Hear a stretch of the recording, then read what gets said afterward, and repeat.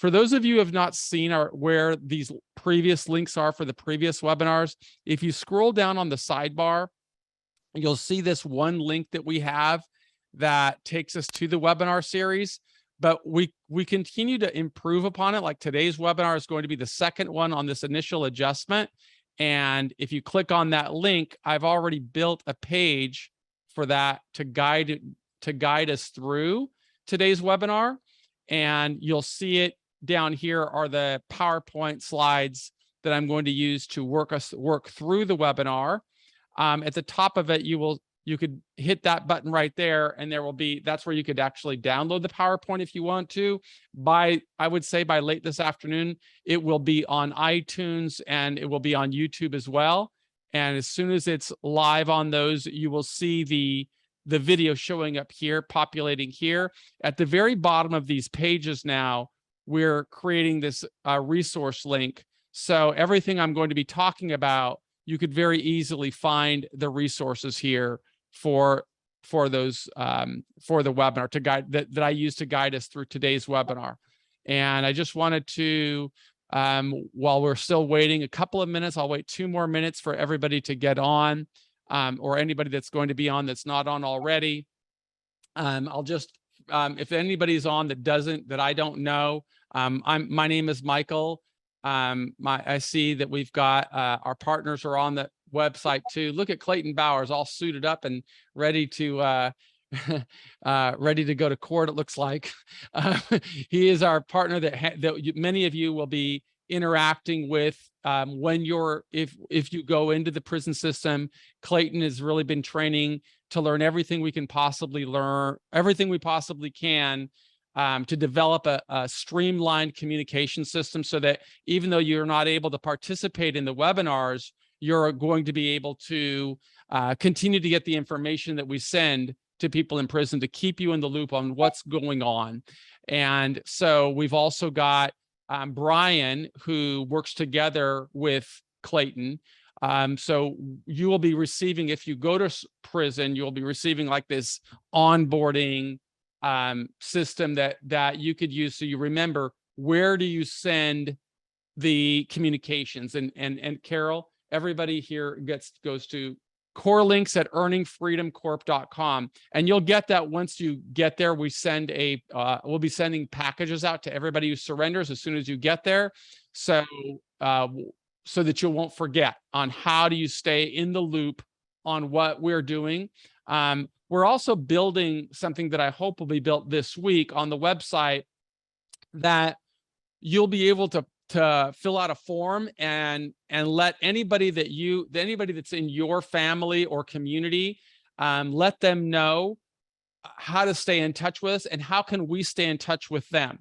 That's, sometimes you might be in the prison, and we're going to get into that in today's webinar, but you might be in the prison and they may block access to the email system. Of course, we also send you information through the regular US mail, but your family might want to know information as well. And so you should make sure that there is somebody else that has information on there that so that your family member can stay in the loop with what we're doing and what we're learning. Our information is always growing on what's going on in the prison system because of the unique work that we do, not only our work every day, but when I'm going into the prisons, I get to interact with wardens in the federal system and leaders in different regions. And we want to disseminate the information that we're getting with members of our community. So I think that I have everybody. Well, there's still people coming on, but I'm going to go ahead and start right now because we're going to record this webinar anyway. But just for people who are just learning at the bottom of the screen, there's a chat button that anybody can drop a chat in. Other members of our team may want to respond to those chats. And that would be great. That would be very helpful to me. And that way I can focus on the screen that I'm going to populate right now and just work through this webinar right here. So, but of course, if anybody wants, everybody's muted when they join the webinar, but if they want to ask a question, please feel free to either just unmute yourself or have patience and stay on the webinar until the end, and we could have dialogue regarding one-on-one information regarding what's going on in your particular life. But again, if you want to and answer some clarification, if you drop that message into the chat, I'm sure that one of our team members will happily respond. But today's webinar is about this initial adjustment when somebody goes into the prison system. It's really important, and I know that Glenn is on this webinar today, and I asked him if he was going to be on because we had a conversation about the importance of really preparing yourself before you go in. And one of the ways that you would do that is you'd go to this website right here, which you could access by just hitting www.bop.gov. And if you know the institution where you're going to go, you just go up here to this useful resource, go to list of our facilities, and you would click on a facility. If it says FCC, that means it's a federal correctional complex. And this is important to understand because people sometimes get a little bit nervous when they see, I'm supposed to be going to a camp, but I got notification that I'm surrendering to FCI Allenwood Medium or FCI Allenwood Low or USP Allenwood. If there's a camp there, it's very likely that the camp is aligned with one of these institutions. I think they closed Allenwood Camp, but you would want to search on the institution where you think you're going. And then if you scroll down here to the bottom of this website, you will always be able to see information that's really useful that you should be sending to the people in your community, which is how to send mail. You don't want to send mail to this address. This is the physical location of the prison, but every prison has a specific mailing area to send inmate mail, and you would pull that off right there and get the actual mailing address. If you're sending money, that's a little bit complicated right here. If you look at their information, it's not quite as easy to understand as some of the resources that we've created for you. And you could get those resources just by clicking at the bottom of this webinar. You'll see the link. It'll give you real good examples with this is where you get the information. This is how you send the money if you want to send it through Western Union. And then there are screenshots that tell you exactly what to send on every one of these links here. So I really urge everybody before they go, to also read this thing here called the Admissions and Orientation Handbook, as well as the commissary. So if you click that link right there, you can go to the handbook and you're going to read everything. Sometimes these are really old. This one happens to be January of 22, so it's not so old, but you will just be way more literate if you read this handbook. If you know the prison where you're going to, it should make you much more confident in asking questions for us and for our team on these webinars. The same thing here is the commissary list, and you're going to see what are they selling in that prison and how do I kind of manage expectations of knowing how am I going to live in there. And I'm going to give you some examples right now of why that's relevant. And then I'm going to ask Glenn if he could unmute himself and give us his experience in using that. Because Glenn, are you on the webinar today? I am, Michael. Good morning. So good morning. So you said you'd called me this week and you told me about going to the handbook and you learned something and that prompted a question. Could you tell our audience about that? Yes. So I'm going to be surrendering to the Beaumont camp in Beaumont, Texas. And just from another webinar about reading the handbook, when I found out where I was going, I began to read the handbook.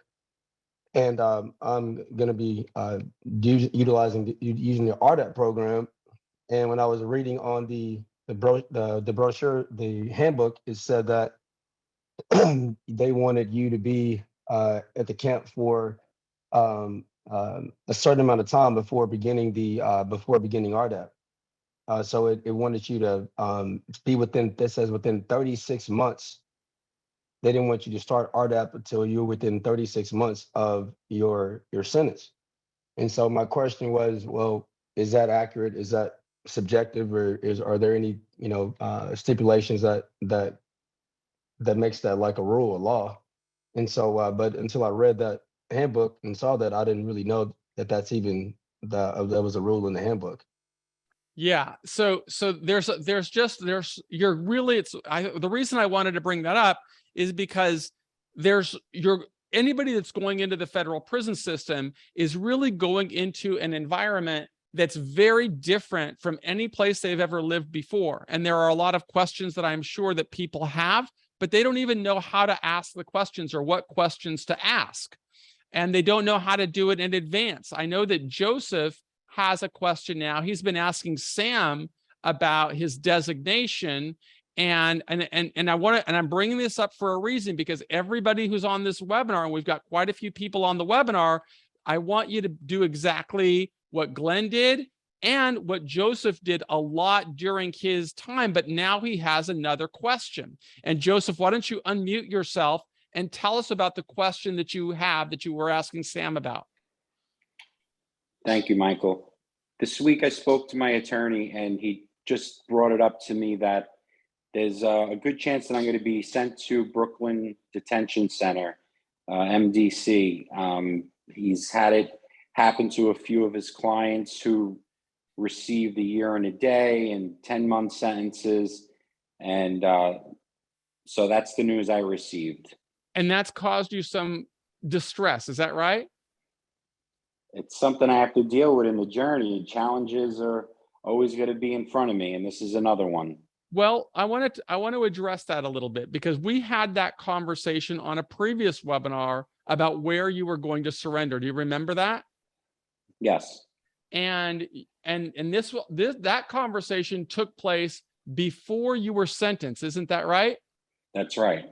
And when that conversation took place, do you remember what I told you to do? Yes. What was that? You made a mention of finding out that was FMC Lexington, Kentucky. So remember, I'm going to actually share my screen with you, okay? Because I want to show the audience why it is so important to ask questions, but I also want to show the audience that if you ask a question and we give guidance, you've got to be willing to use the guidance to help yourself. Joseph, do you remember when I sent you, so you had expressed that you were somewhat concerned about that issue long before you were sentenced, when you were still thinking you were going to get a long time in prison. And I told you there's something specific that you can do before sentencing. And I think I can share the screen with you. It's right here. So it says, we appreciate your active participation in our webinars. Please consider going over the following with your attorney before sentencing.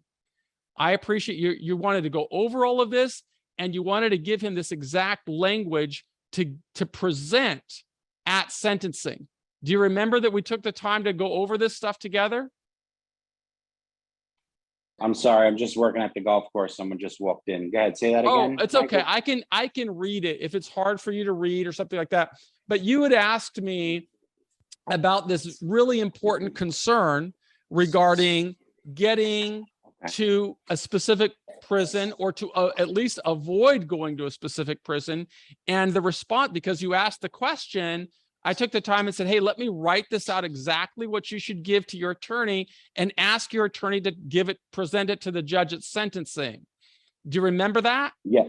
Yeah, you gave me to put it in the statement of reasons. Yes. Did he do that though?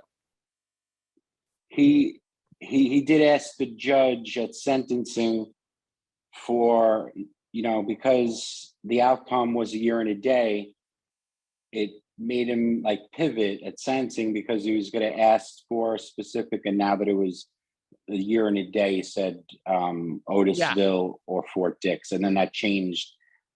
That changed the way what you guys said at sentencing. Now, the reason I'm bringing that up is because there is a time to make a request. There is a time that you could work to advocate for yourself. And I'm not going to say that's the only time. But had Joseph asked this question about designation, if wherever you are in the journey, you may have questions. If you have questions, please bring those questions to our webinar so that we can give you a strategy to avoid a fight that could potentially may work out in your favor, may not work out in your favor. And this is an important lesson regardless of where you are. I have no doubt that every one of you would like to have gone back much earlier in your process and made different decisions, including before they ever charged you, before they indicted you, before you went to a pre-sentence investigation, before sentencing, right? There's always these things that, God, if I would have known that back then, I could have eased things out. Well, that's not going to stop, right? It's not going to stop. You're still going to be going in there and facing these world of unknowns where many people are going to be having control over your destiny, over your life, over when you get out. The difference is going forward, you don't have an attorney to advocate for. You've got to know how to advocate for yourself. And that was a time, Joseph, that had he peppered that, and there's nothing wrong with saying, yeah, you were going in there expecting 5 years or whatever, or 4 years, and you end up with a year and a day. But now, as we spoke about before, whatever the outcome is, now you need something else. You need to try and get to the right prison.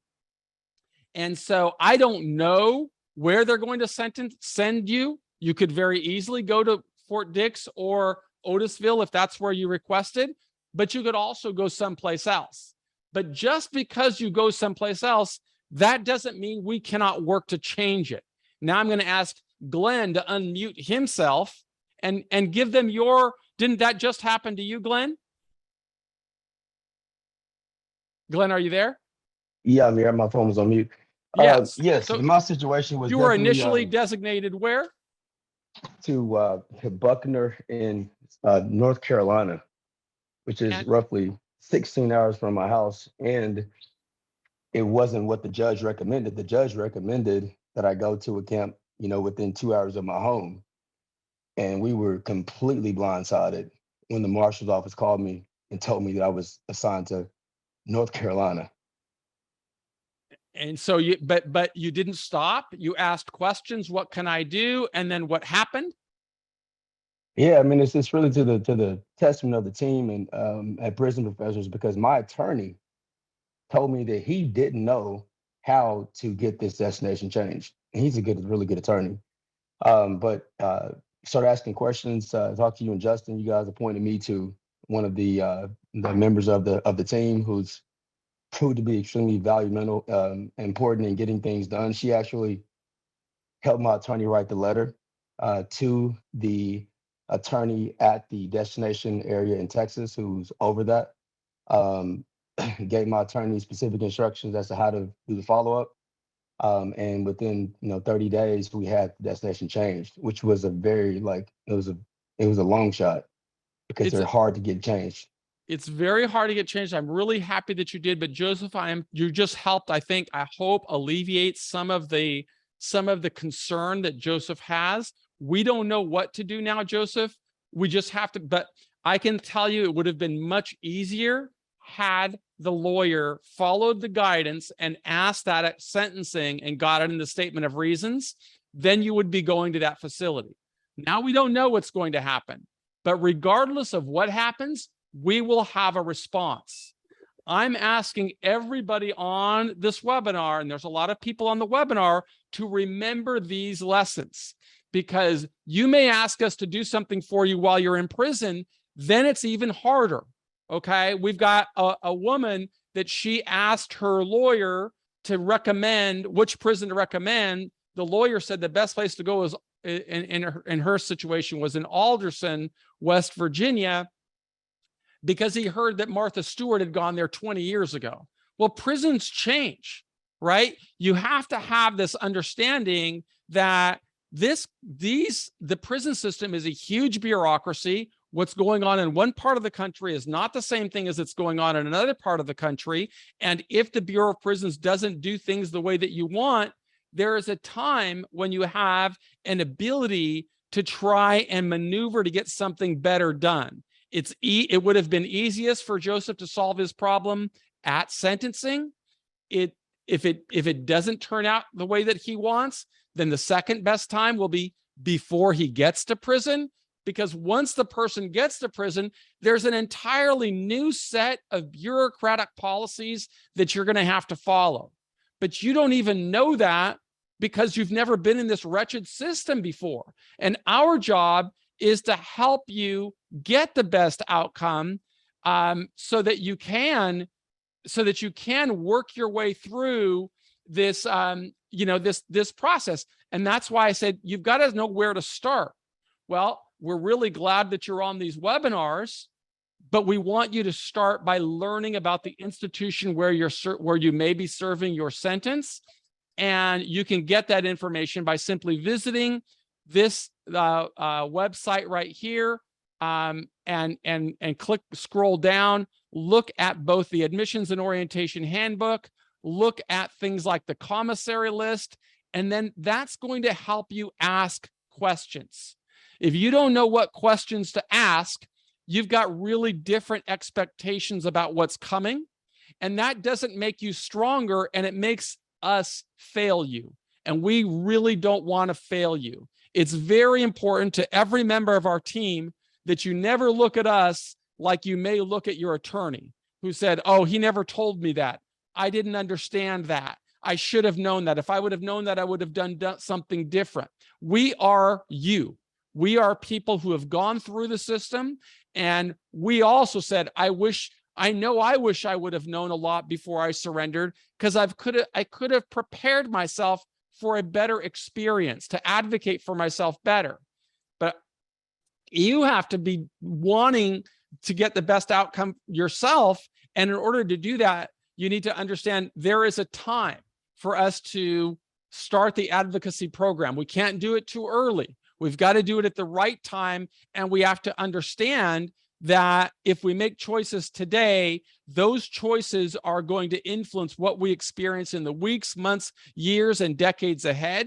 It can influence when we get out of prison. It can influence our experience while we're in prison. It can influence the level of liberty we get when we come home.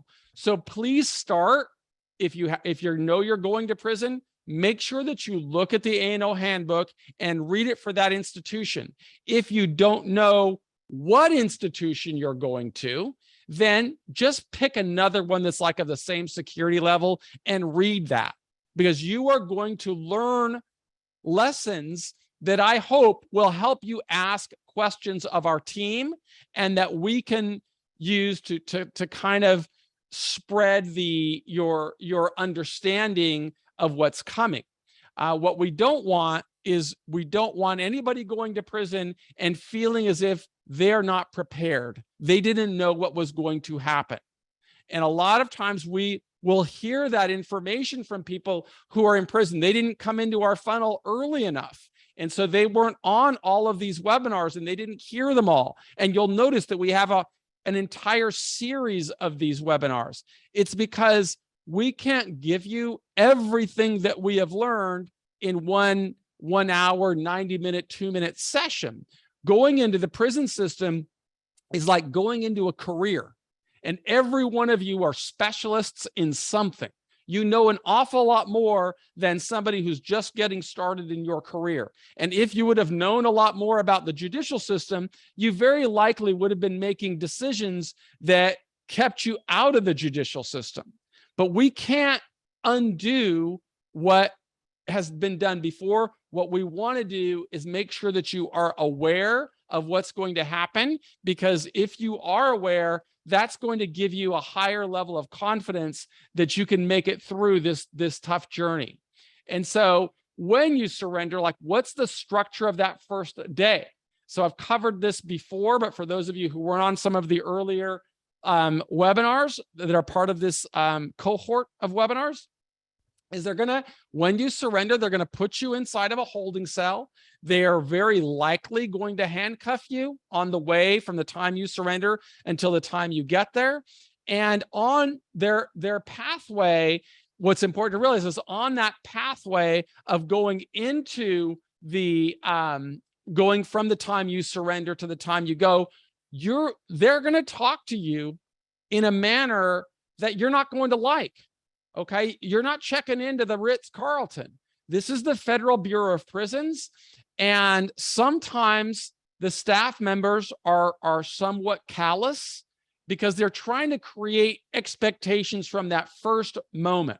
Okay. The first moment that you get there, they are trying to let you know you are no longer Dr. John. Okay. You're a prisoner. You are no longer the CEO or a stockbroker or a professional or whatever it is you are now an inmate. That's what they're going to call you. You're an inmate. You're an inmate. Well, you'll see it in here. Here we are, 163770004 for 9,500 days. And that's what you're going to be. And if you understand that, it's going to be a little easier for you when if you're a man and they try to emasculate you in front of your wife by, talking down to you, there's a possibility that will happen. There's a possibility you meet somebody who's super nice and courteous too. But I think that you need to prepare your mind that says, if you surrender there with your wife, they may not be kind to you. Okay. They may immediately dispense with this concept of please and thank yous and start barking orders. And it's dehumanizing. And sometimes that interferes with mental health. But what's important to recognize is this is just a charade. This is just part of the journey. And you've got to be, you got to SEAL Team 6 it up right now. When you're going in there in your mind, you've got to understand I'm going into prison and I am going to be ready for this journey because I know how to focus on what I need to focus on. And that's, I'm going to come home with my dignity intact at the soonest possible time. And if I keep my mind on that, I can deal with this concept of handcuffs and filling out all of this paperwork and the indignity of a strip search. Okay. You're going to know that everything, that's happening right in here is part of a record. So if you want to have a lower bunk pass, I would recommend that you've done the homework beforehand so that you have a higher likelihood of getting a lower bunk pass. If you have a need for special shoes, you may be a diabetic, you may have some type of medical needs. You may not be able to stand for prolonged periods of time. These are things that you need to be thinking about before you surrender. And if you don't know how to do that, if you haven't heard about that on our previous webinars, well, you don't even know to ask that question so that you can prepare yourself. For example, we worked with a person the other day who was surrendering to prison, and he was a diabetic and required some specific shoes. Well, fortunately, he could prepare himself before he surrendered by working with our team, getting the policy statement that authorizes him to use and I don't know the kind of shoes, my wife isn't here right now, but the diabetic kind of shoes, and getting a note from his doctor and surrendering. And he was able to walk into prison with the shoes that he needed, which makes a big difference in his life. So our job is to get you to think about these concepts before you surrender. And if you don't have yourself prepared in such a way to get what you need, make sure you ask us, what do I need to do? That's what part of this process is about, getting us ready, getting everybody ready to go through a journey that maybe your attorney didn't help you with. And if God forbid, your attorney didn't help you with preparing for these things, or if the BOP doesn't do something, let's understand what options do we have to address those injustices. We've got to remember to think about this and understand there's always the right time to make an argument or to address things, but we have to know how. So obviously, just like anywhere else in prison, having financial resources makes things a little bit easier. Okay. If a person has, I'm going to close these files because I already covered that. If a person has financial resources, life is a little bit easier.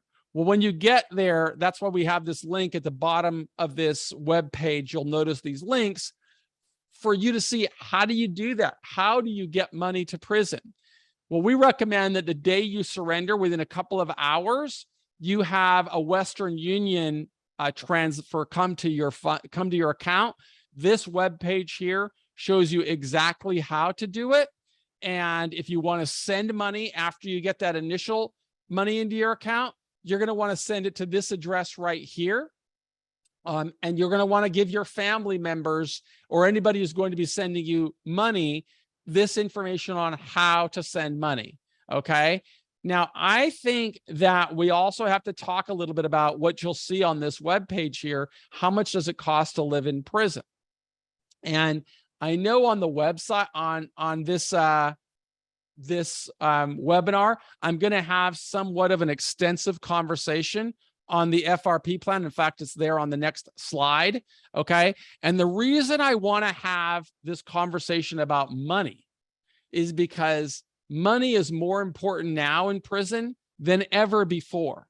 And the reason I am saying that to you is because of a Senate subcommittee hearing that happened a couple of weeks ago that I spoke about this on another webinar. I've got an extensive commentary on that Senate subcommittee hearing on our website, on the blog. You'll just look at the Senate subcommittee hearing and some of the lessons that are extremely important about money, because senators, several of them, were expressing, I would say, anger or almost hostility in learning that people in prison who have financial responsibilities because they're sanctioned, their judge sentenced them to either a fine or a restitution order. And when they did that, they expect that the Bureau of Prisons is supposed to help the judicial system carry that out. So you have to know about this thing called the Financial Responsibility Program, because those senators really drove it home to the director. What are you doing to make sure that people are complying with their financial sanctions, number one? Number two, if you need us to pass another law that will seize money from commissary accounts, I want to hear that from you. So as somebody who's experienced in the system, I know that when the US Congress asks those kinds of questions to the director, there's this saying, crap runs downhill. So she had to eat a lot of that crap, even though she was just new. But you can be sure that they're having team meetings in the Bureau of Prisons that's passing that down to regional directors, and regional directors are passing that down to wardens, and wardens are passing that down to unit managers, and unit managers are passing that down to case managers. And that's going to get passed down to anybody who has a financial sanction. So that means you really have to tee yourself up to understand the FRP program before you surrender. Why? Because we want you to come home at the soonest possible time. But the Bureau of Prisons has discretion, and they will use their discretion to block you. One of the things that they have on the FRP program right now is it's still voluntary. You can voluntarily program. Unless the law changes, that's always going to be the case. It's voluntary. But it's also voluntary for them to let you come home early, for them to transition you to home confinement. So you really want to make sure that you're understanding the relationship between money and financial responsibility in there. You also want to, I think, look at this top 10 checklist, which I think we may have to update in light of that Senate subcommittee hearing, but I'll look at that later. Again, there are links to all of this at the bottom of the page for this webinar, and you can always find it just by going to the webinar links. But again, each of you has to be willing to do this work in advance. So just like as I want you to read the handbook of the institution where you're going to be going to serve your sentence, I also want you to become familiar with this program statement 5380.8, because that is the program statement for financial responsibility. This is what it means when you say, FRP, this is the program, okay? And you should know this program so that you are capable of addressing it if, you know, you get pressured from the staff to do something you don't want to do. And I think I put on here as well, I think I plugged on there a specific section, and that's section page 7B. So if I go to section 7B, I'm going to go to page 2. Let's go to page 7 down here, 7B. There's 7, and you can see right here, payment. Now let's read this together. If you have questions, this is the time to ask those questions, but I'm going to explain it to you first. And Christina, I want you to know, I do see your question and I will respond to all questions. If I don't do it during the preliminary statements, I will definitely do it on after show, but our team can also respond. So payment. The inmate is responsible for making satisfactory progress in meeting his financial responsibility plan and for providing documentation of these payments to unit staff. Okay, please pay attention to that sentence. The inmate is responsible, not the staff. You are. Payments may be made from institutional resources or non-institutional resources. Okay, what does that mean? That means any money that's coming into your account is fair game as far as the Bureau of Prisons is concerned. Okay, in developing an inmate's financial plan, okay, the unit team shall, and in BOP language, shall means that is a direct order. That means the case manager is not doing his or her job if they don't do this. Shall. So the unit team shall first subtract from the trust fund account the inmate's minimum payment schedule, okay, and then, you know, go through these different parameters here. So I've given you here on this sheet, okay, to the location to go find this information. But I've also given you a lot of other information here, including if you look at our subject matter expert page, you should look at this interview with this particular warden here. And if you click on it, you could actually go to the see the interview, but you could also see the questions that we asked him and how did he respond to these questions. Okay, I really strongly encourage you to do your own due diligence and your research before you surrender to prison by learning about the FRP program. Because if you don't learn about this program, it's very easy to think this doesn't matter. It's very easy to fail to put a plan in place. And later, when you want to get out early, you could have a potential problem because you didn't comply with FRP. And that FRP program is 17 pages. If you think it's a good use of your time, I'm happy to read it, and then you could listen to it while you're driving. But I really do believe every individual has to accept nobody should work harder than I am going to work to prepare myself to get out of prison early. If you don't do that, then it's harder for us to advocate for you later, or it's harder for us to give you tools that you could use to advocate for yourself. So it's very important you use that, because this is going to be one of the areas that the Bureau of Prisons will use to say no. And the BOP is very good at saying no. So let's figure these things out so that we can address them. I think I have, Christina, I'm going to look at how are you supposed to pay into FRP if they have taken all your money? That's a great question, Christina. I will address that. I see there's somebody else. If you have family or friends sending money to the BOP, considers that fair game for deducting FRP payments. That's accurate. But Christina, I want to put that in perspective, which is why I want you to look at the interview I did with that former warden, because it's all about being proactive. It says the inmate is responsible. So if you don't have any money, that's what you want to say when you go to your unit team. Are you free to unmute yourself, Christina, so that we could have a conversation? Because I think a lot of people could learn from this. Yeah, sure. Hi. I've never spoken to you before, but I really want to help you through this process. Is it you? Are you asking for yourself or for a loved one?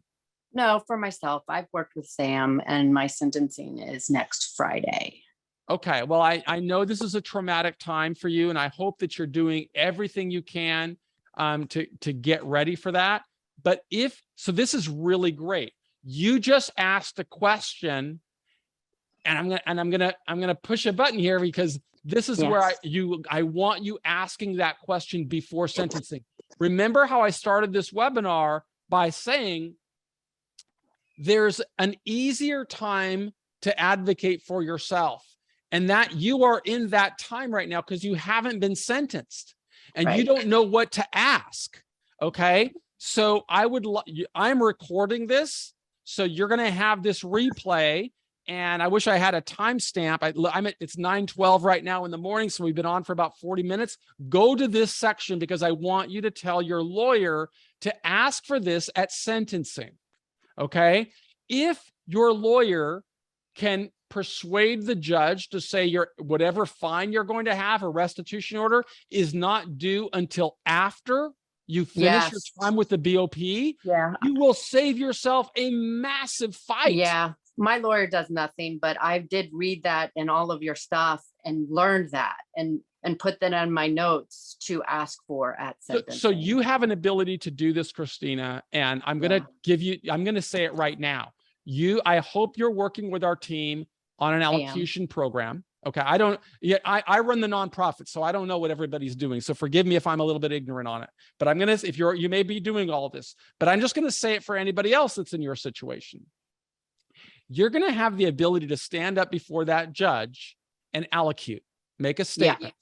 When you are making that statement, my recommendation is besides expressing remorse, besides identifying with the victims of the crime. I mean, did you plead guilty? Or yes, and I've worked with Sam and Larry, and they've been very helpful. They're great. They're great. They've written very helpful. So, but there's so much there. Sometimes we don't cover everything. That's why the webinars are important, because then this is the only time I really talk to the team is on the webinars or when I'm sending stuff out at scale. So I want to just share with you something, in case somebody hasn't told you, just really make it strong for you, because if your attorney's not doing great, that doesn't absolve you of the responsibility to do great. You've got to do everything you can. And here's what I recommend you do. After you express remorse, you identify with victims, you talk about what you're going to do, you should say something along these lines. And Your Honor, I feel deeply responsible for the financial responsibility I have to make amends, and I am going to be doing that. If you have $100, Christina, and said, I know it's not very much money, but I've put this $200, $100, $1,000 together that I'm submitting to the court, and I have a plan for a job when I come home. Hopefully you've got that kind of worked into your allocation, and say, my hopes are that when I come home, I could start the financial responsibility program, because while I'm in prison, I don't have any financial resources. And it's my understanding that the FRP program could potentially block me from participating in rehabilitative programs that I think will benefit me, whatever those are. Okay. Try to weave that into your allocation, and then ask him if you could make that recommendation that I will pay my restitution in full when I come home. I would be grateful. I don't know what he's going to do, but he may say, okay, I can do that for you. And I've seen judges who have done that. So when that's happened, you don't have any issues with financial responsibility anymore while you're in there. Okay. So that's the first thing I want to say. Try to do it before you go in. The second thing is, if the lawyer or the judge says, no, I think the FRP is a good program, then you want to do this when you get to prison. You're going to have a team meeting, and you're going to want to say, I really want to be responsible and comply with the FRP program, and I can afford, I'm going to go to prison with, say, $300. Is it okay if I agree to $50 a month or $100 a month, or whatever you think you can do, and say, I want to start with this number, and we could adjust it at my next team meeting. Because if you do that, Christina, you are taking a step towards doing what the case manager wants you to do. and that is to demonstrate inmate responsibility. That's what it says in the policy statement. And it would be just really work in your favor if your the program notes from your unit team meetings reflect that you are being thoughtful about asking. Because most people in prison, they don't want to do FRP. They, it's a pain in the butt.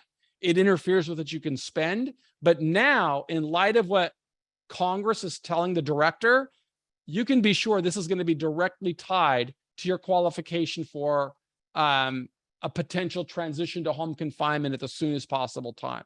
So does that make sense to you? Yeah, it does. I appreciate it. Okay, good. And so I'm going to continue. There's somebody else here. Is it possible to get a designation after getting designated to a camp if there is a co-defendant in a camp you can go to? Yes, there is, and that's to the whoever the DXD is. So we will address that at the end of the webinar if it's okay, because I'd like to stay kind of but keep it in the chat and we'll talk about how to do it. But everything is possible. Okay, it's just that I want people to understand there is a time, and you want to be advocating for yourself at the most appropriate time. Joseph doesn't want to go to a detention center. I understand why he doesn't want to go to a detention center, but this would not be the time to try and do anything about it, because I can't influence it now. We lost that window. We have to see what happens, and then we'll see if there's a fight. So same thing here.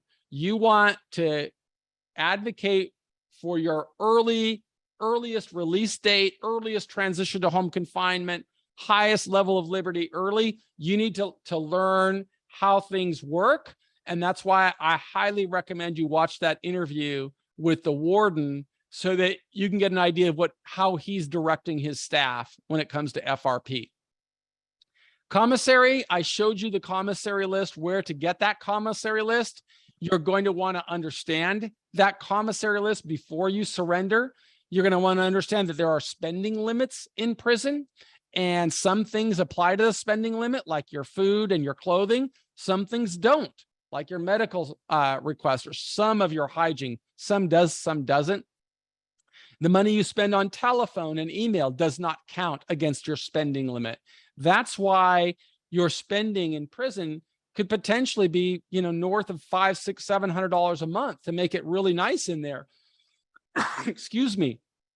But you now have to be very conscious of what you're spending with the FRP program so that you are in compliance, because the main goal, always, the main goal for you is to get out of prison as soon as you possibly can. That's the main goal. Get back to your family. Okay, that's, I would say, is the highest level of liberty at the soonest possible time. Then it's comfort in prison. And so there is a relationship between the two, but let's not make decisions to advocate for the easy time in prison. Let's remember how the entire ecosystem works, and what do I have to do? What mechanisms exist for me to be able to position myself for the best possible outcome, the earliest possible release date. Commissary is important to know. It's going to be frustrating. You can only, it's not like out here, you can only shop one day a week. You can only, they close for inventory for a week sometimes. You got to understand all of these things. And I think the more you read, the more you study, the better off you're going to be. One of our team members wants to contribute. And of course, I always encourage that. Brian, please unmute yourself and lower your hand. Yes, Michael. So I just left the BOP system actually less than a month ago. Tomorrow will be 1 month since I've been out. But when I was in there, just to let people know they're going in soon, currently with the COVID conditions, the BOP is providing you with, I think it's 310 minutes a month or 410 minutes a month of free phone time. Now you cannot purchase more phone time, but at least know that when you get in, you don't have to worry about having money on your books immediately to use the phone system. And that's directly related to the CARES Act. as long as the CARES Act is in place, that's one of the changes of the CARES Act, is that there's free phone time. Brian, were you in prison in November and December of last year? Yes, I was. I did not get to a BOP facility until December. Okay. Historically, the Bureau of Prisons has increased the number of phone minutes during November and December. Do you recall if that happened for you? It did not. We were still restricted to the same number of minutes we had per month. And like I said before, you could not purchase additional minutes. How about you, Scott? You were in prison, recently released from prison. Are you still on the webinar? Scott? Scott Laney, are you there? Okay, looks like Scott left. I wanted to get information on Scott to see if what's going on in one institution is the same bureau-wide. I don't know, but historically, the Bureau of Prisons boosts the number of minutes that you have access to the phone during November and December to accommodate for the holidays. But in light of the pandemic, I don't know if they're doing that. Anna, you could unmute yourself and ask your question. Yeah, my husband Tony already in prison, and I want to know, he doesn't have shoes, and he went a couple times, just run out of stuff in the store only once a week. How can I mail him a pair of shoes? Well, I wish that you could. Unfortunately, the Bureau of Prisons will not allow you to send him shoes. The only way you can get packages into prison is you have to request a package permit from your counselor, and the counselor has to authorize it. Otherwise, it will just get rejected in the mailroom. Now, you said that your husband doesn't have shoes. I'm going to assume that means he doesn't have his personal shoes. He still has shoes, right? The Bureau, the institutional. They only give a pair of boots. Yes, they're nothing very else. Yeah. Yes. So what at the commissary, does he have the ability, do you know, to buy shoes at the commissary or to place an order to buy shoes at the commissary? He can go to the store once a week. They only open once a week to buy, but every time it's already 2 weeks he went, there are no shoes left because they don't have stock. They don't have anything to buy. And also he want to buy food because the meal in the prison is not enough. So even they have nothing left, like instant noodle or those. So like everyone, that day, everyone run into the store. They don't have enough stuff. Then you have wait another week. And maybe when your turn to get in the store, then no more again. So I don't know how to help.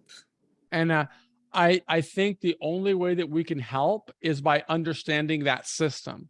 And you're right. It's not, that's why I'm glad that you're bringing this up so that everybody can hear that. There are a lot of complications that come with living in prison.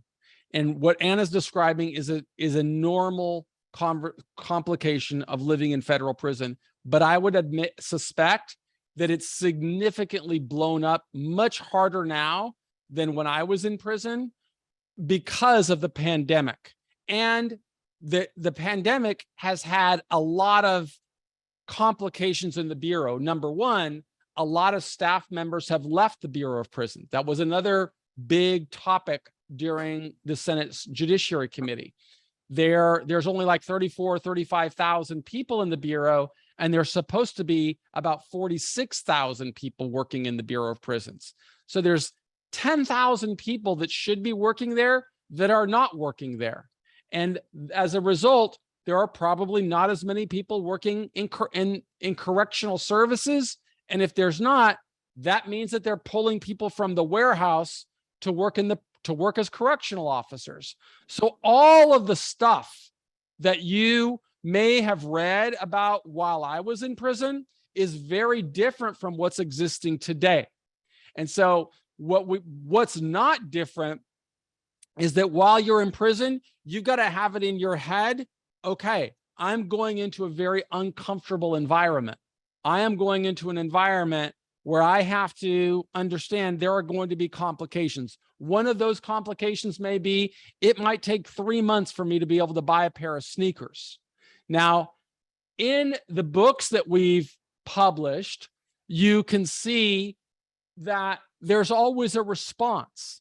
There's always somebody in there that's selling shoes, okay? There's always these kinds of things that are going on in there, and you want to, but what we want to do with Tony or anybody going in there is say, hey, here's how the system operates.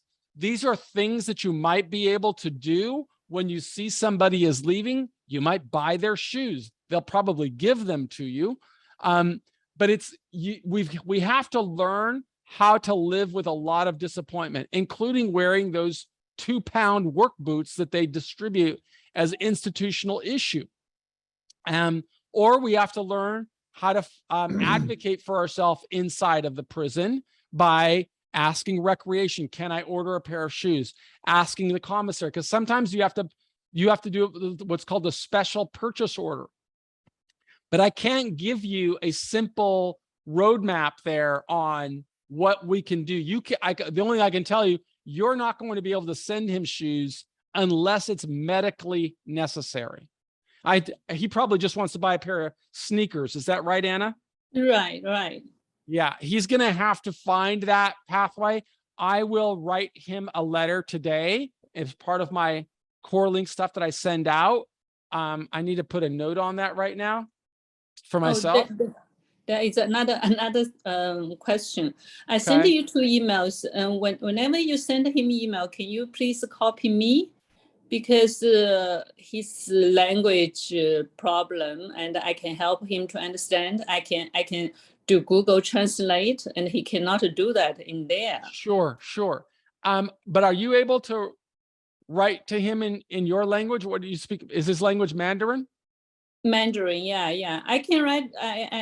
I write to him in English, but when he call me, I can explain your points. I see. Okay, yeah. I will. Could you drop me a text so I know your email address? Because I thought I had sent when I sent it to Tony, I have a process where I write and then I send it to my wife and she sends it out. Maybe she didn't send it to you, but okay. I wanted her to send it to you, but she's not here right now. But if you text me your email, I write it in Word and then I send it to Carol, but I'll make sure that she puts it to you as well. Or you can write a letter to Carol to say, send me the emails that Michael's sending to Tony. Okay. Sure. Thank you. Michael, can I make a quick comment on the FRP? Yeah. Someone asked if they have the money, should you pay it? So if it doesn't decimate you financially, it could be in your interest to continue making payments or fight not to pay it. Because the first thing I did when I was on federal probation was fill out detailed financial forms for my probation officer, just like I did for the probation report. And when he got those forms, he thought I had a lot of money and he said, turn it all over to make payment. Turned out that money was in real estate and the market was really down at the time. The point is, it can make it easier for you in prison if you make the payment, and on probation, you're going to want higher levels of liberty. And it could be easier if your probation officer has seen that you are proactive in making payments or you paid it off. And it has been off-putting to some probation officers who see money and question why you've made the minimum payment or not made more. So if you can pay it, I would, presuming it just doesn't decimate you financially. But they're going to see these financial records again, just like they did at when you did the probation report. So if you have the resources, I'd contemplate paying or not putting up a huge fight to not pay more, presuming you have it. But you always want to be thinking how these people you're going to meet in the future, years down the road, are going to perceive you, and they'll look back at your adjustment and what you have been doing. So consider that, because the financial information you have to provide doesn't end with the probation report. If you owe money, you'll have to do it every month on federal probation. So the more perspectives you have when you're getting ready for there, the better you are going to be. You've got to always tap into your critical thinking and be saying, okay, what's the best thing for me? For some people, it is going to be pay the fine. For other people that may not have access to capital, it may be, how do I navigate these questions? And the more you learn about how other people have done it, the better you're going to be to get through this journey. Let me add one other insight. This is important. When I was in custody, I was borrowing money from people to do a number of things, beginning to build my business, commissary. My parents were sending me money. And I did a pretty good job of documenting everything that was owed to me, or excuse me, that I owed since the probation interview, because several months into my probation, when I had my first decent month, decent enough to live, I then made a payment to my father, who had loaned me some money. And because I had very clear records, and when I filled out my financial forms on probation, I disclosed how much I had borrowed, and then I made a payment back. And my probation officer asked me about it. And I said to him, I borrowed some money while I was in prison. I'm beginning to pay this money back. I've made the payment that you've asked me to make in restitution. In fact, one thing I did well every month, I would send a little bit more if I could afford it without him even asking. So if my payment was 200, maybe I'd send 300.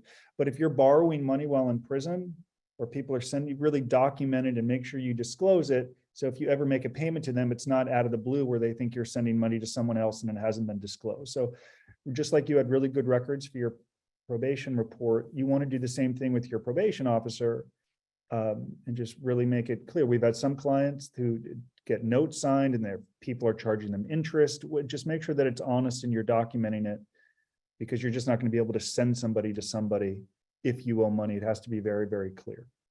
So let's go back to the information. But again, these are what we're trying to show you here. You've got to be asking questions. What's working in other places? What are other people doing? The more you know, the better you are going to be able to assist yourself going through this journey. Staff hierarchy. I've written about this before. I've got a very extensive article on this subject about who you're supposed to be advocating with.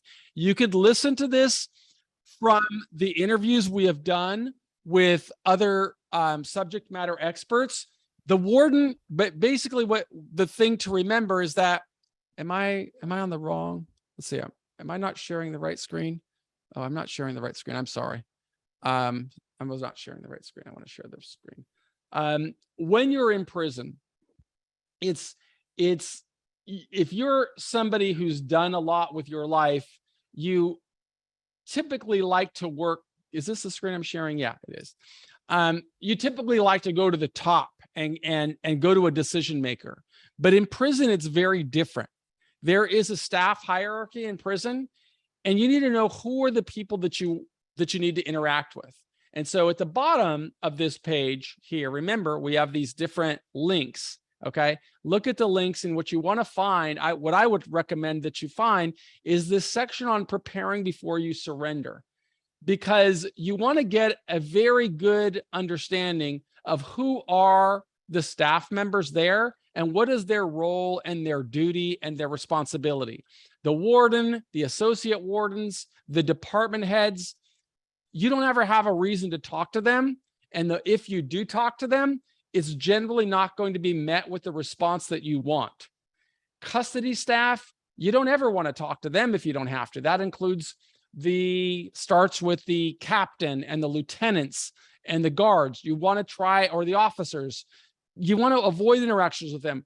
Who you're going to have to talk to a lot when you're advocating for yourself are going to be these program people, which include the unit team, particularly your case manager and the counselor. But you've got to understand, well, what is their role? What are they supposed to do? The education department and the psychology department, because they're involved in programs now that can have a direct relationship on when you get out. The chapel, for maybe some of your own adjustment reasons, you may want to have a spiritual advisor. Recreation, you may want to find out, like we were hearing about shoes. If you can't buy shoes in the commissary, it's possible that a recreational officer may authorize you to get what's called a special purchase for shoes. It's a heavy lift, but these are the people that people serving sentences work with. They shouldn't approach these people at the top, because you want to be a submarine in there and you want to know how that system works. So we created a really extensive page with videos and information that will help you understand the staff hierarchy. Dress code in prison, and that's what we're talking about here, your adjustment. So between 7:30 and 4 every day, you have to be dressed in your institutional gear. Okay, that's typically either going to be khakis or a green or a tan uniform. And then after hours and weekends, you can wear your sweatpants and your sweat clothes and tennis shoes and so on. But this is what's really important, your identification. You want to keep that with you at all times, because if you get asked, if a staff member speaks to you, the first thing that staff member is going to say is, let me see your ID. And if you don't have your ID and you've got the wrong officer, he's going to give you a disciplinary infraction for being on the compound without your identification. Doesn't have to happen, but it can happen. And our job is to help you avoid those kinds of problems.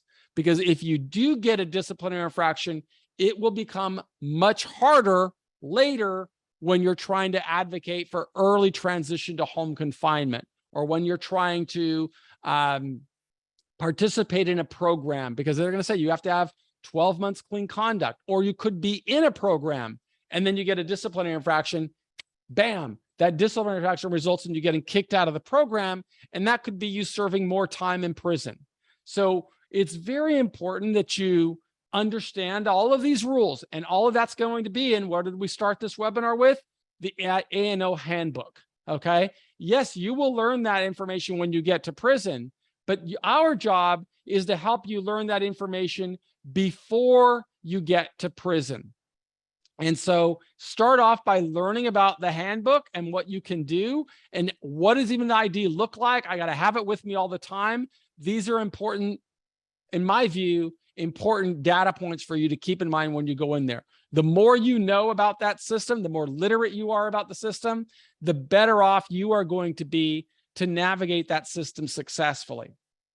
And so we have this other page here with very detailed instructions on how do you maintain contact in the community while you're serving a sentence. The time to prepare for all of that is before you surrender, okay? Because your family members and your friends and the people with whom you want to connect, they're not going to know how to use this email system or what they can and cannot send in the mail, okay? What exists in there? Well, that's why we have these different resources for you that will show you how to send emails from CoreLink. So there's a whole video on it that I really recommend you go over with your family. If you don't know what to do, then simply ask us and we will show you. We can show you by even just, taking you, you have to go to this section right here in Core Links, and you're going to click on the email system right there. They have to go then, I think, to the mailbox right there, inbox, and you will see these emails that people are sending. And that's how an email would come to somebody who is in prison. So please have your family members watch this video so that they can see what they have to do in order for you to be able to get mail. The other thing that you're going to want to show them is this article here, which says, understand the mail policy inside the Bureau of Prisons. So this, I don't know if this opens up. Let me see if that opens into a new. Yeah. So here's an example of things that get rejected and why they get rejected. Okay. So there's all kinds of reasons that staff members will reject mail. You enclosed stamps, right? Your family wants you to send stamps. They send them. Well, as a result, they're throwing the mail out. Okay. You enclosed a negotiable instrument, okay, are to be forwarded to the national lockbox. So if they send you money, it's going to get rejected. Okay. If they sent stationery or greeting cards, plant shavings, sexually explicit photos, other, right? They just got a blanket on things that they can do to reject mail. So the more you understand about this, the better off you're going to be. In this particular one, the enclosed, here's the material is being returned. The enclosed is being returned to you because one or more components of the correspondence are no longer authorized for distribution to the inmate population. Specifically, inmate correspondence that is not on solid white paper. Okay? So don't write on colored paper. Tell your family and friends, don't write me on colored paper. Solid white paper. Photos that are on printer paper okay? So if you're going to get photos on printed paper, they could be rejected. Substances such as colored pen or pencil. So if your children want to draw a crayon painting, it's not going to get through the mail. Lipstick, crayon, markers, highlighters, paint, discoloration, stickers, glue, glitter, tape, a suspicious odor. Don't send any perfumed letters. I mean, the Bureau of Prisons, this is what I'm talking about when I say the Bureau of Prisons is a massive bureaucracy. And whatever existed a year ago or 3 years ago is very different from today. And it's always evolving. So that's why we encourage people, hey, come on our webinars so that you're learning these things so that you could be more literate in helping your friends and loved ones understand how do they best support you. The more you know, the better you're going to be able to build an advocacy pathway to help yourself. That's what's just super important in my view. Understand these things. That's why we provide all this information so that you could see. And again, the links are going to be at the bottom of this page. Okay. So we encourage you, watch this information so that you could tell them, oh, how do I get a visit in prison? Well, we have an article on there. We'll show you what does a visiting form look like. Click it and you can see. You can teach your family and friends before you get there, hey, let's get all this stuff teed up. So I've got my visiting stuff really cleared up before I go. You can't send it before you go, but you'd better understand it. And you, in my view, you would be really ahead of the game if you help your loved ones understand it as well. So that's kind of the backstory on what I mean when I'm saying this place is a huge bureaucracy. You've got to understand it. Many people are very concerned about Rdap for obvious reasons. It's one of the programs that can result in a person getting an administrative time cut. So it's very relevant, but there are sometimes problems associated with that policy, which is why you're going to want to scroll to the bottom of the page. You're going to want to read this information. How do they administer this program? Learn all of this information so that if you have complications in getting into Rdap for whatever reason, you are already teed up on, well, what are they supposed to do? And if they don't do it, now you know how to respond.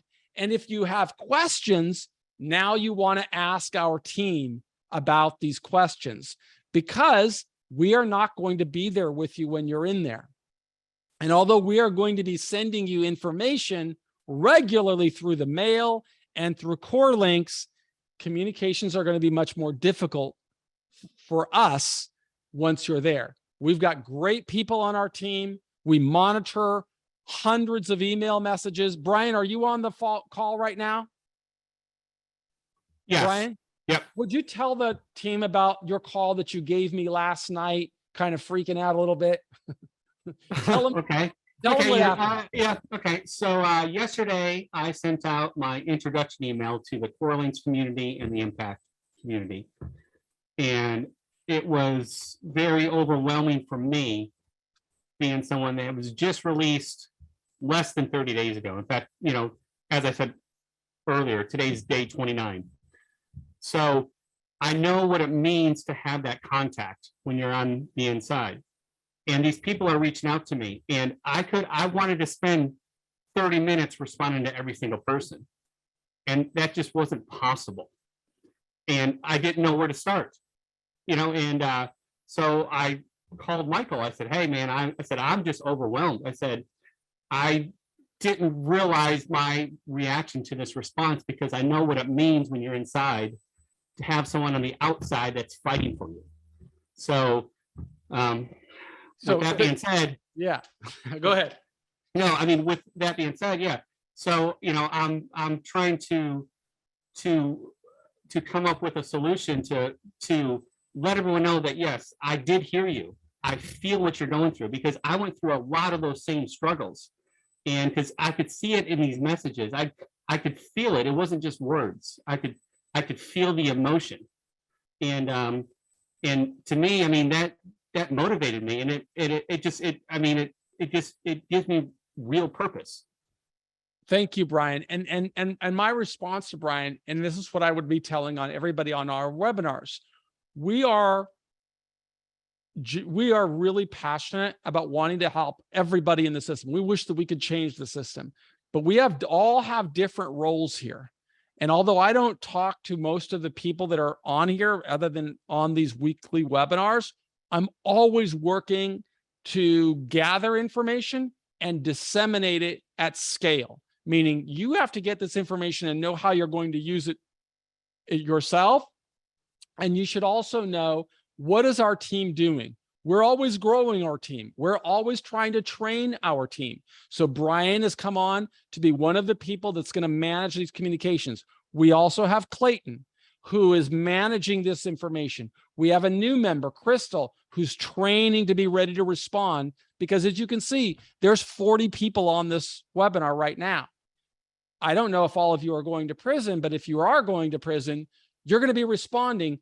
We are not Delta Airlines that can respond, with an automated response. This is all highly personal. So we're going to be telling you through our messaging, if you need to respond about this type of a thing, make it very specific. For example, if it's, I've got to file an administrative remedy, on the subject line, write that administrative remedy request.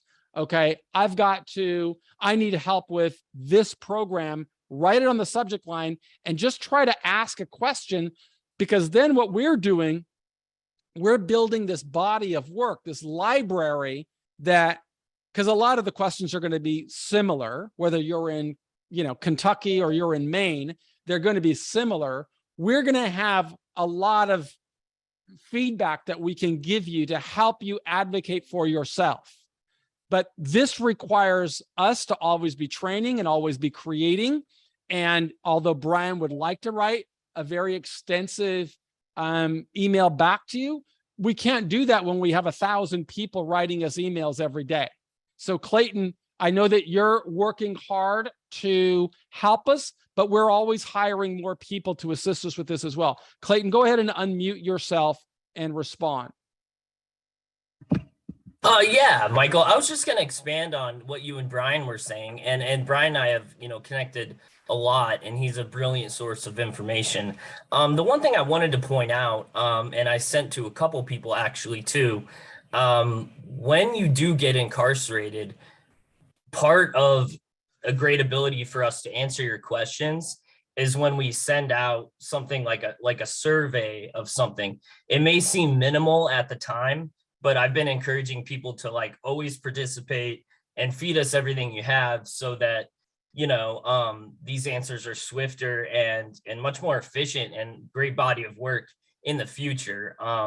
It's part of our collecting, advocacy process, not only to help you on the micro level, but also expand our knowledge to give to others in the future. So I just wanted to point that out. I know we're more into sending these surveys out through core links on a variety of different subjects. And I encourage anybody on this webinar to always look at those seriously and participate in those. And that's also important to understand these different roles that we have.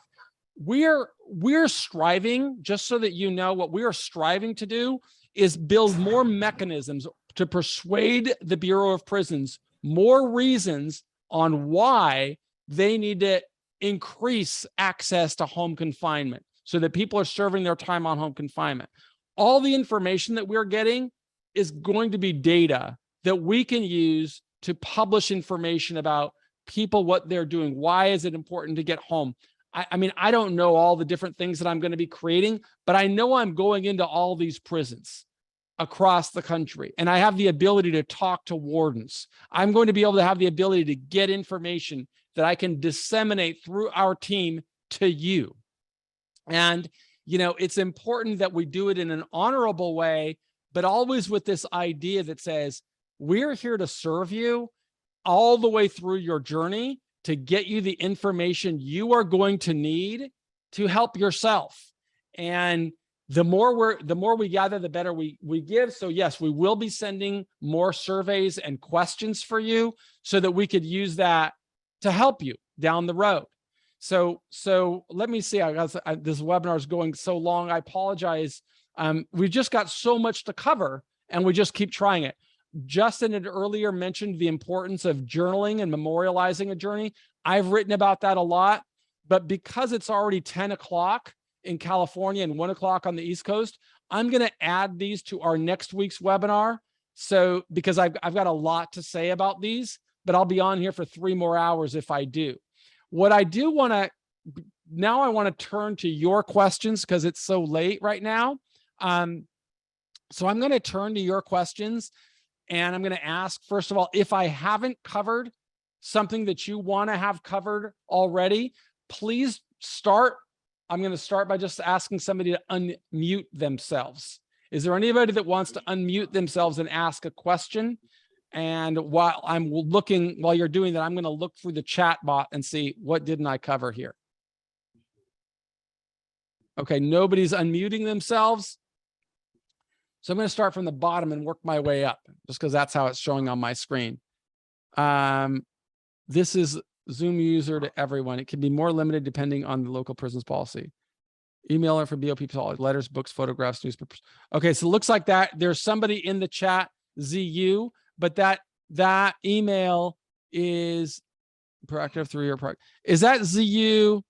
Is that a member of our team, or is that somebody who's learning? Is that somebody who's already been in the system?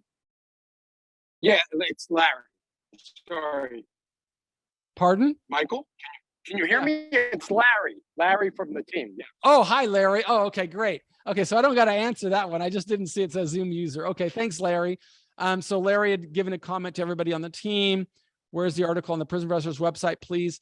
Glenn, please, this website, this webinar, I've already created the page for this website. It'll show up in the webinar series, but it's the video and the audio file obviously won't be done until it renders, so probably late this afternoon. It'll be published on both iTunes and YouTube, but at the bottom of this web page, you will see all the links that I spoke about. So I don't know which one you're looking for, but I'll make sure that every link is in that page. Christina, I see that you've raised your hand. Go ahead. Hi, I don't know necessarily if this applies to the topics, but it's definitely something That's okay. on my mind, which is you guys talk a lot about, you know, coming up with release plan, and I've read yours and I've read what you did. My question and concern is, how do you do a release plan and have a job? I mean, if you're in there. Fortunately for you, Christina, you are really new at this. Is this your first time on the webinar? Yes. Okay. I hope you found value in it, number one. But number two, I want you to know you're asking me a really big question, and I'm going to spend a whole webinar just on the release plan with examples and what you need to know, because it is so important to you. Right. And we're going to show you what does an excellent release plan look like. We're going to give you tools to help you develop it. But more importantly, we're going to walk you through how do you do that in an iterative way, because we can't do it for you. Do you have any idea of what your sentence length is going to be? I think it will probably be 33 to 36 months. Okay, here's what our job is going to be. First of all, try and get it lower than that. And I know that our team, if you're working with our team, that's one thing they're really good at. Second, once you get it, whatever it is, it's going to be to help you get out earlier or to Right. serve the majority of that on home confinement. Right. The release plan is an essential component of it. What I would recommend you do as soon as you can or anytime. Joseph, are you on the call? Joseph DiGregorio? I am. Christina, if you want to know what excellence looks like, I want Joseph to describe what did you do when you were in Christina's shoes? She has not yet been sentenced. Tell her all the things that you did from the second you learned what was coming until where you are today. Okay, I learned May of 2021 when the SEC called my phone. They asked to speak with me. I said, okay. They said, all right, call us back in a couple of days. The same day after I got off that call, I had called Justin. I came across you and Justin, and Justin helped me retain a lawyer. I hired Justin. He's helped me. All of you have helped me tremendously. And then I came forward right away. I knew what I did. I knew this day was coming, and I went up to my attorney's office, told him what I did. I'm not, looking to fight this thing. I knew this was coming. I just want to get through this, and told the SEC, U.S. Attorney's Office, what I did. It was only me involved.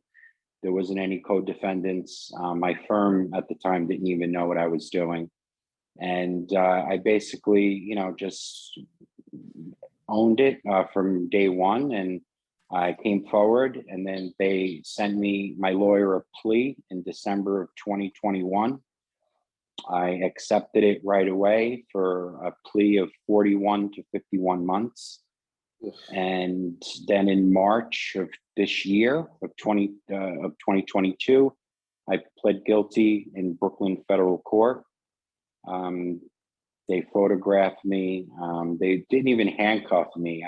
I walked around waiting for the court to open with the FBI agent. We weren't talking, but he sat in the lunchroom. I sat at a couple of tables over, and then I just went up to the judge who pled guilty. I was released on bond. What were you expecting when you at the start? 41 to 51 months. 41 to 51. Then you said you sentenced, and you got sentenced to how much? 1 year and 1 day. And it's because, Christina, I cut him because I wanted her to hear how hard you worked on creating courses, creating a sentencing narrative, creating really a best-in-class mitigation strategy that you even surprised yourself when you got that sentence, right? Yes, best in class is an understatement. It was more than a full-time job.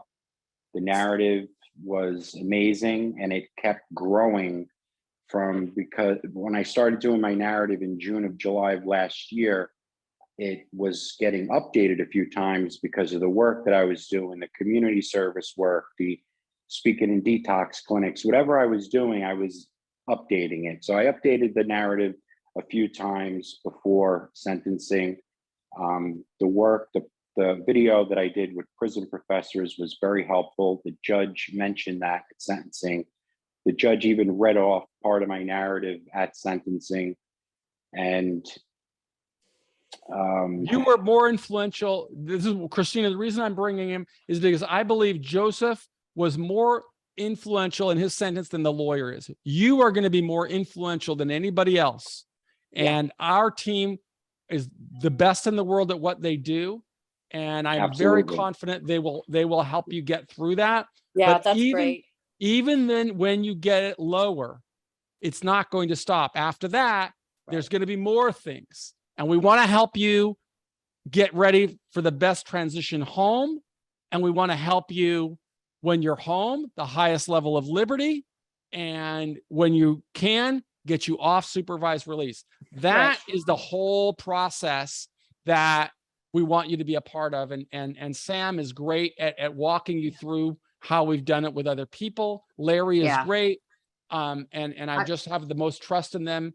And I'm grateful that that they're part of the team. But we will keep working, okay? Thanks for sharing your story. And that's very good news to hear that, he got Let's a year hope and a day. you can report on a similar outcome. Yeah. And let me tell you one thing real quick. Both the pre-sentencing officer and my lawyer themselves were extremely impressed with the narrative. Wait The lawyer said until he'd never seen more anything. happens. You're gonna be the one that does it. That narrative couldn't have been done without you. So you've got to be impressed with what you've done. And there's a lot more ahead, just like Joseph experienced. I appreciate it. Thanks. Thank you. Also, one other thing, Christina, the PSR, Justin helped me tremendously on the PSR. My lawyer just said, oh, it's a 15-minute call, 20-minute call. You just want to talk about your upbringing. And I stayed on the call for an hour and 45 minutes just about, because I only had one shot at this. And Justin prepared me so well. And I also got the website going through you guys that the judge acknowledged as well. Yeah, there's a long journey here. And in my view, every individual needs to learn what they can do and then figure out how to make it happen. And Sam and Justin and Larry and others on our team are going to help you on that end. And then when you go into the prison system, Brian and Clay will be very important, and other people that we grow to handle the correspondence. So the goal is to, of course, help you get the best outcome. Jay, is it okay if I ask Jason now to lower your hand and unmute yourself so that we could respond to you? Hi, Jason. Hey, Michael, how you doing? I'll lower my hand in a second. I got to figure out how to do that. That's okay. I can do that on this end. Well, just go ahead and ask your question. Yeah. So, statement and a question. One is for the people that are here. I just met you guys 8-9 months too late. Just watching what has happened and just been my experience and the quick and great help I got from Sam and Larry, and now listening to the webinars. I'm just kicking myself. I didn't see you guys earlier. We're very grateful that you're with us, Jason, and we're going to be with you all the way until you're home with your family again and it's all behind you. I just could have gotten years off of this had I known you guys earlier. But I am where I am now. My question for you is that earlier, the young man said that where he was going, the Rdap program, you couldn't participate for 36 months. And I'm trying to enter into a program now with my healthcare provider before I go in. That's the first question. Second question is, I was in one of those unique positions where they demanded every nickel up front before I go into prison. And my wife and I sold everything we had and got it paid. So I'm going in with a zero balance of restitution or fine. But I want a receipt now from the federal government that is happening. No, of course, now no one's responding to me. So those are the two things I had to ask. So let me address both of them. The first one, that way, I think you're referring to Glenn, who read the A&O handbook and he saw what it said in the A&O handbook. Please remember, this is big bureaucracy, federal government, okay? Those A&O handbooks get a lot of templated information and boilerplate stuff, and it may have been written 3 years ago. Things have changed in the Bureau of Prisons over the past couple of years, significantly. Prison population levels are lower. Rdap is very clear how they admit you. They admit you based on the next available class in the institution. They're going to take people who qualify with that are closest to their release date. Okay. So when you get to your prison, what is your sentence length? 57 months.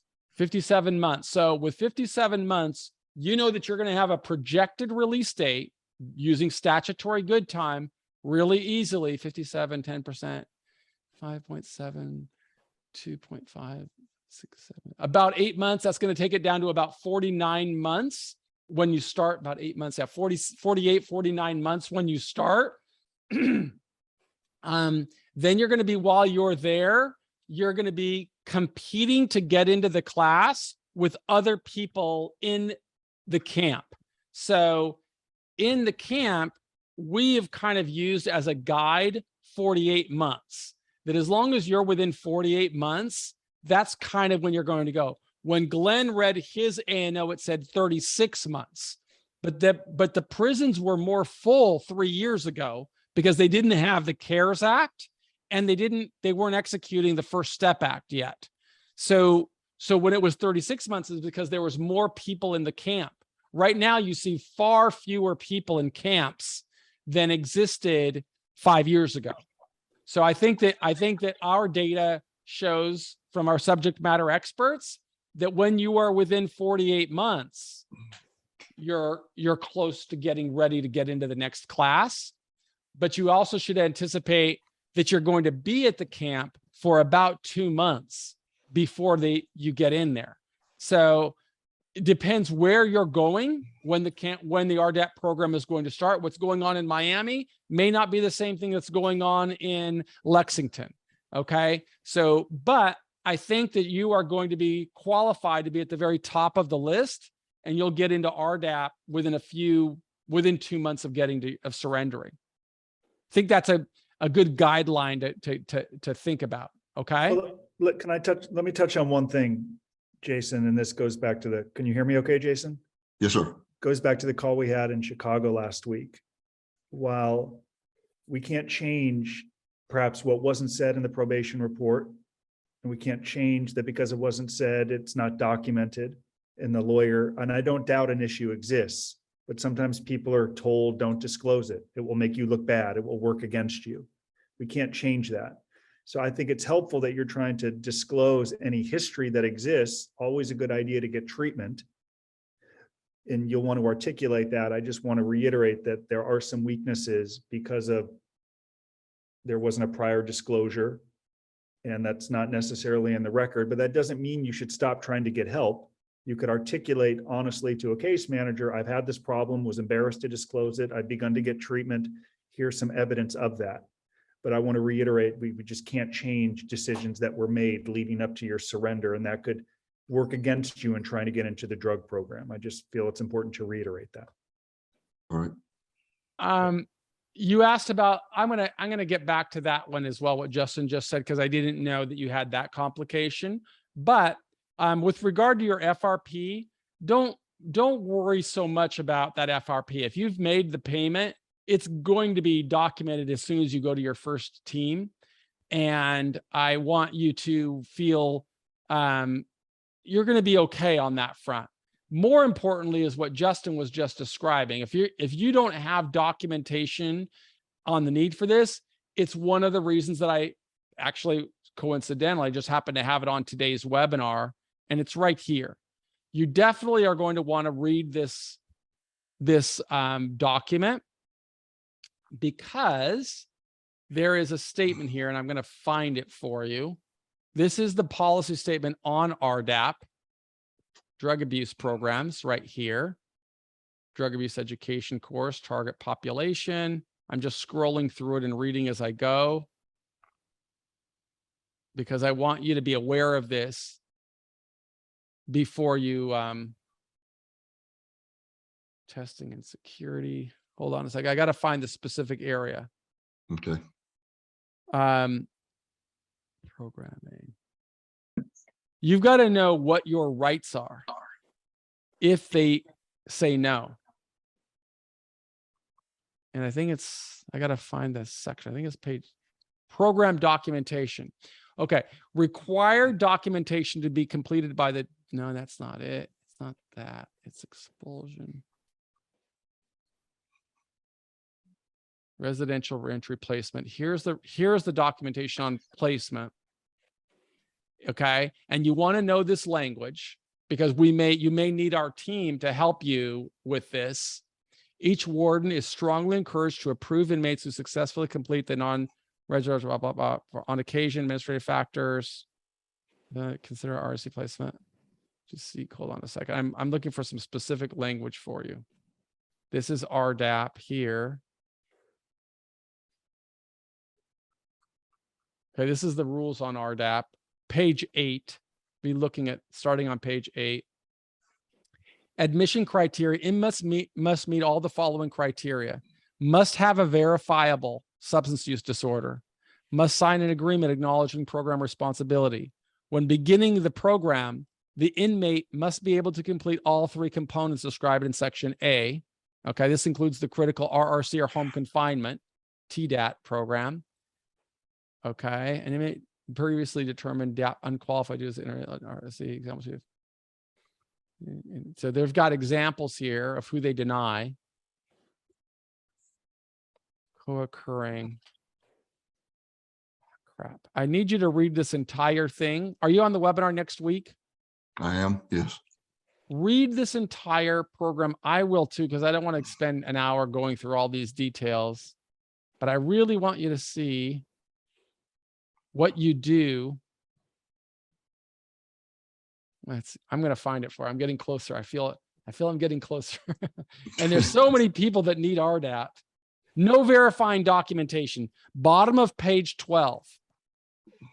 In the event there is no verifying documentation in the inmate's pre-sentence investigation report or other official documentation in the central file. Is that your situation, Jason? Right. It's not in my pre-sentence report. That's right. Okay. Have you been sentenced already? Yes. 57 Okay. months. Okay. Yeah, you told me that. I'm sorry. The DTS, the drug treatment specialist, will meet with the inmate. The DTS will tell the inmate there is no verifying documentation and offer him or her the following information. Okay. That's what they're going to say first. That's what they're supposed to do. The DTS will tell the inmate there is no doc and offer the following information. They're supposed to do that. As there is no substance for a substance use, you have the following options. So remember that. That's what Justin says. You have options. Okay. Those aren't my words. Those are the BOP's words. That's in the program statement. Okay. You volunteer. You're going to do that. You may seek documentation. You may seek documentation from a substance abuse treatment provider where you previously received treatment. Are you in prison yet, Jason? Yes or no? No. And if you get substance abuse treatment provider right now, will there be documentation? Certainly they will have to be. There will be, correct? And so when you get in there, you could satisfy that component, correct? That's correct. Okay. This document must have been written at the time services were provided, must demonstrate that a substance abuse use diagnosis was completed at the time you were seen. So this is all valid for you. Make sure that you know this. It is the reason we have webinars like this, so that you are armed and ready. Okay. Your lawyer failed you to not prepare you before. We are not going to fail you. We're going to do the best that we can given where we are. And now you've got not only us telling you what you can do, you also have the policy statement. Where was that section you were reading at? Where was that? That was page 12 of the bottom of this web page. When you get the follow-up for this web page, bottom of page 12, it has got that documentation. You need to use that to help yourself. Okay. But don't forget, you're a member of our community. We're going to help you all the way through it. We always we wish that we had the connection before. We don't know what they're going to say, but I know what the rules say, and I know that you've got options. Okay. Hey, I want to tell everybody I don't see any other hands up, but I have to go because I've got a meeting at 11 o'clock and I've got to drive there, and I live in Southern Cal. So I don't know how long it's going to take me with traffic. If anybody wants to stay on the webinar and has questions, I've got my partner, Sam and Justin on there. They can take over from here. Right, guys? Yes. Yeah. So I'm going to just keep this thing running. And then I'm here again tomorrow at 8:30 Pacific, 11:30 Eastern. And we'll do the same webinar, but bring your questions if you need something from me. But I have all the trust in the world in my team. and they will keep this going. Well, because I have to go to a meeting at 11. Thank you. I have a question. Justin, you guys can you guys Yes, take yeah, over? we're here. We're here. For Justin. Hi. Is it okay if I go now? Yeah, please. Okay. Unfortunately, I know a lot of people that have been on the inside without even knowing about this advocacy group, other advocacy groups, possibly. Names that I've mentioned in the past, but no one on your team seemed to have known them, which again, neither here nor there, but I understand that you're a plethora of information, and I also understand that you are planning things in advance, especially when you have an attorney that's, just like one-word answers. I feel like it's more that he doesn't know the answer than extrapolating upon the answer. I used to call it getting the blow off when I would ask a question. Well, unfortunately, he considers me his nephew, or at least that's what he told me when he took the first, 100 from me. Yeah. And that's the way he treats family, then I don't even know what to say. My question is, though, other people that I have spoken to, a guy by the name of Michael Berg, is that a name you're familiar with? Who's in the Southeastern region. Michael Berg does what you guys do, but I don't know Michael, and I don't know what he does. I hope he has intentions to help people, but no, I don't know him. so my real question is this: other than giving the information and helping with the hand holding, which I need no matter what, in reality, what type of influence can you really have? Like my contact with you guys told me to go to Pensacola versus go to Miami. My attorney told me that that's not an influential thing. It's up to the judge and where they have space available. You cannot request it. Whatever. I need to know really what type of influence that you guys have to push in the real direction that you guys are going to ask me to go to, or go along to. So I have some thoughts. The influence, there's people tend to get obsessed with a specific prison, and I only served time in one prison. Michael was, I think, in more than 25 prisons, and he was incredibly productive in the penitentiary, down to the camp, and everywhere in between. So wherever you go, or whatever prison you ask for, our preparation, I think, puts you in a position to get what it is, what you want. And what do you want? Of course you want to get out early, but everyone wants that. The question is, how do you get there? Someone called me today and said, great, you're going to teach me how to advocate. Well, I want to become an advocate. I said, well, how do you do that? I have no idea. Well, that's why we're here. So you're going to surrender to prison. You're going to hear misinformation about the First Step Act. People are going to tell you, oh, you went to the wrong prison. You may then email us and say, I blame you guys for asking for the wrong prison. What have you done? You have nothing to compare it to because you've been to no other prison. That could be the best prison. You don't know. People told me I was going to the worst prison. I thought it was a great prison, had nothing to compare it to. So you mentioned how we advocate and how does that translate into reality? I view them, they're exactly the same thing. Realistically speaking, you're going to be there and you can choose to or choose to not follow what we teach you to do. For example, a few days ago, got a call from a wife whose husband immediately is in trouble within a week of going to the camp because he's speaking to guards. He attended a webinar. He knew he's not supposed to speak to staff, yet thought it would be a good idea to go talk to staff about NFL Sunday. What's the upside? So we're going to advise you what to do realistically. You can either choose to do it or not to do it, including, have you watched or will you watch the video on disciplinary infractions, of understanding how easily people can get into trouble? That is a real action step that you could follow to learn how to avoid problems, to get what it is you want, to advocate for yourself to get out of prison earlier. So many people say to us, I don't need to watch it on disciplinary infractions. I'm not going to get into trouble. Those are the some people who never imagined they would become immersed in a government investigation. So realistically speaking, I don't know what other people do. I know some people may guarantee an earlier release due to the CARES Act, or charge a lot of money to file paperwork that you could very easily file on your own. Now, sometimes the prison system doesn't do what they're supposed to do, and our team may help with that paperwork to move the process along, but our team wouldn't be needed really if the BOP did what they were supposed to do. So I want to be as clear as possible. I think it would help you and your family You say, I'm going to go in with all approach to preparing for prison. If that's our team, we'd love to help you. If it's another advocate or someone who says they can do this, then go on that path. The problem is if you get conflicting information, it will be impossible to start. You'll get confused and give up. So you mentioned in reality, you're going to be the one in prison. You're going to be the one separated from your family. And you're going to be the one sitting there on a Tuesday at 11 a.m. thinking, why am I in federal prison? How is this a good use of taxpayer money? I'm frustrated. I'm mad. I shouldn't be here. I hate my lawyer. Shouldn't be here. What do you then do next? You can do what most people do, which is bitch and complain and blame somebody. Or you could say, I attended this webinar on October 7th that taught me the importance of advocacy. What am I doing now to advocate? I'm going to go to the library and work on my release plan. To that end, I'd watch the webinar on release plans, and I'd go through the very lengthy release plan that Michael Santos created, because that release plan is something you will hand to a case manager.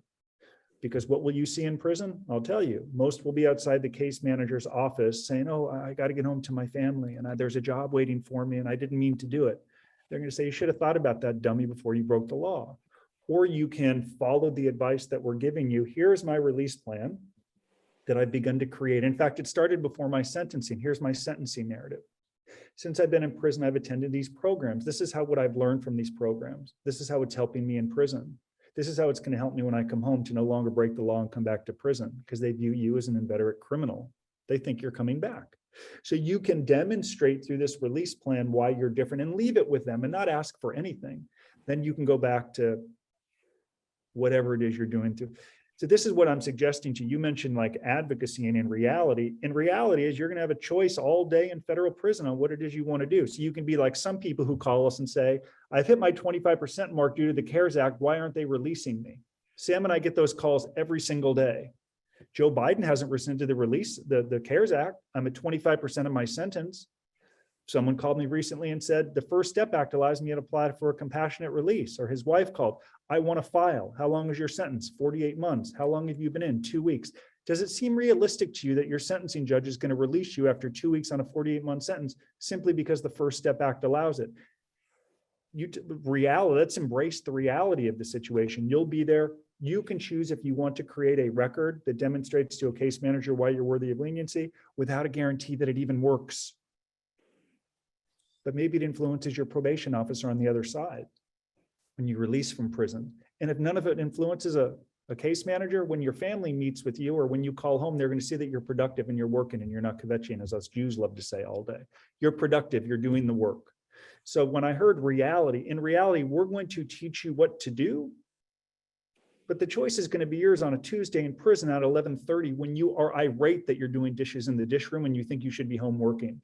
That choice will be yours on what to do next. So there's no guarantee that CARES Act is going to release you. No guarantee that your case manager will even look at your reentry plan. But in our experience, like with Joseph, with Sam, who was out on 22 months on a 60-month sentence, in our experience, those that do the work and create these assets tend to get what it is they want. Out earlier and a more productive experience through the system. The choice is yours on whether or not you want to do that.